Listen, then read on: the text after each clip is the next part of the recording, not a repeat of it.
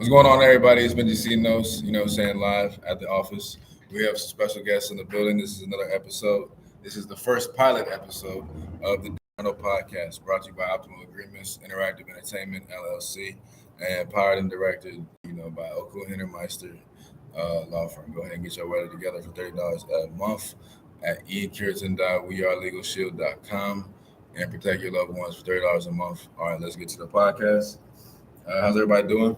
You guys want to introduce yourselves? And for the first time listeners, because this is the first time, on the pod for the Daily Journal.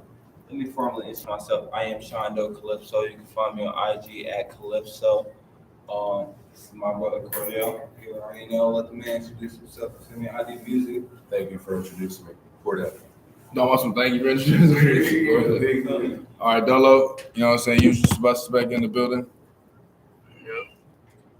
All right. So the whole point of this is to just introduce different topics of current events and just get some sort of ideas to see, one, to track our growth track or track either growth as in not changing or growth as in changing towards something positive. And so we can track our mindset. And I have an example, but we're going to start with just the news right now. And then also it's kind of something like you could have a timestamp of like your existence, timestamp of reality. Like when you have an album, you remember where you were at. Most cases, if it was impactful. And so this will be like, oh, okay. See me if they want to go back. People that want to go in the catalog, they'll be able to tell by the current events that we're talking about. So in mid-May 2023, a Twitter handle was created with the N-word in its handle, followed by NV03, apparently in reference to the United States House of Representatives seats of representing Nevada's 3rd District, which covers South Las Vegas. The person who created the account pretended that it belonged to a black Republican campaigning for the seat with racial slur as his last name, Daniel N-word. All right. How you feel about that? It's just crazy. It was unclear how the account with the full spelling of racial epithet in its handle was allowed to be created on Twitter. We reached out to Twitter via email address for press inquiries to ask if the account violated the platform's guidelines. In response, we immediately read the automatic Apu emoji that all journalists receive on the platform since spring 2023. It's automatic like shit emoji. And this is all while Elon has had it is possible that under Twitter CEO Elon Musk's reign over the social media platform, guardrails were removed in the technology of the website that purposely presented handles with racial slurs. Yeah. That's nuts. It's because the site's being run trashly right now. Truly. That's nuts. What do you guys think about that before, besides the sense of being ran trash? If you're having racial slurs in your handle, much less the tweet, it's definitely dangerous. It's definitely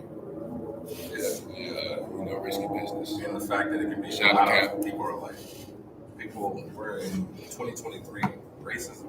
Man, this shit is old, bro. It's literally what we just we didn't even talk about. That's literally what we just got done talking about with the other part.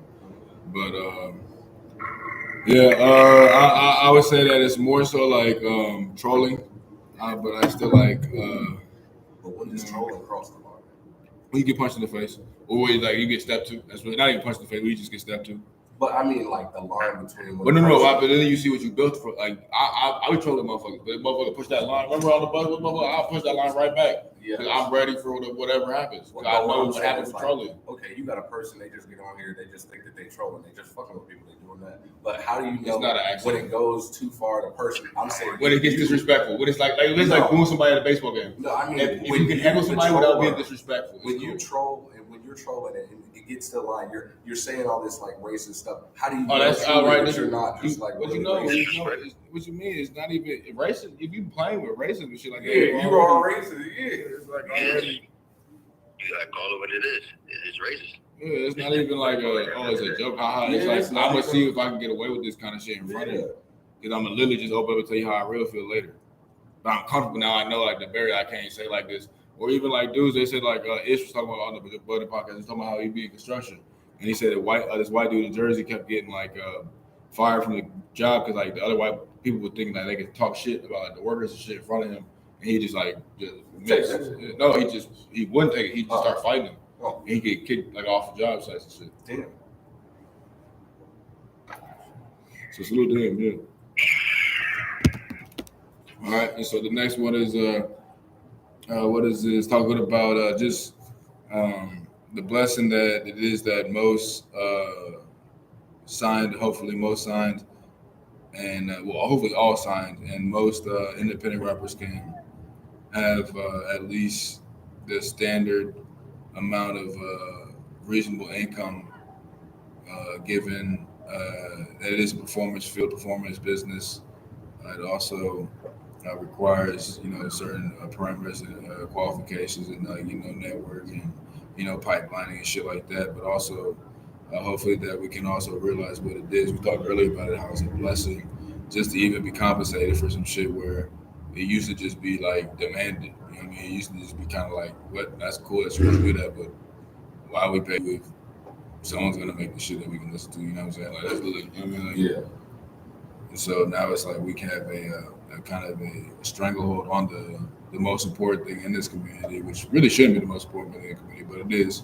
And our genre is the most important sound. So I would just say, since it says a six family in the United States needs to make 35 bands to be above the federal poverty line. A U.S. family of five needs to make 35.1. It says 35.5. So they're saying the difference between six people and five people is $400, $300. Damn. That's not. Yeah. No.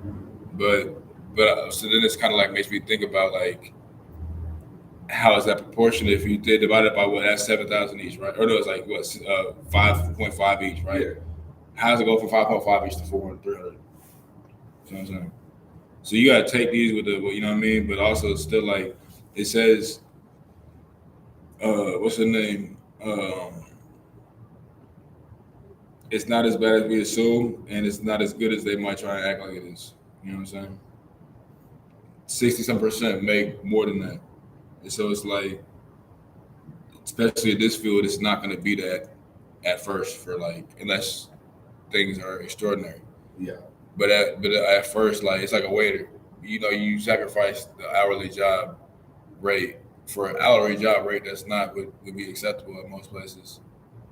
But you get the freedom. You can call off without a big deal. You get You get to like talk to people all day. You get like, free food. You get shit like it's like a in and out temp service without. It's like an extended in at a hotel. You know what I'm saying? You get the convenience of like brevity, but you also get the convenience of like long term sustainability. You know what I'm saying? So I think motherfuckers need to just be appreciative that we actually are. It's just like the basketball shit. Like motherfuckers back in the day were like go let's say like deliver mail or like go work at a plant all day and then go play basketball. Right. Yeah, type of shit. What the motherfuckers getting the most in the room playing basketball? Right. And there's a room full of what, 30, 40? Not 30, probably like 8 to 10. Yeah, like still. Every in the that's like they have $1 billion players now. That's like $1 billion players. But that's how you know Victor loves basketball. The Zimba, whatever, the 7'5" guy. Yeah. Because if he was a business person, he would have went to college and got an NIL deal. He could have been like, give me $200 million.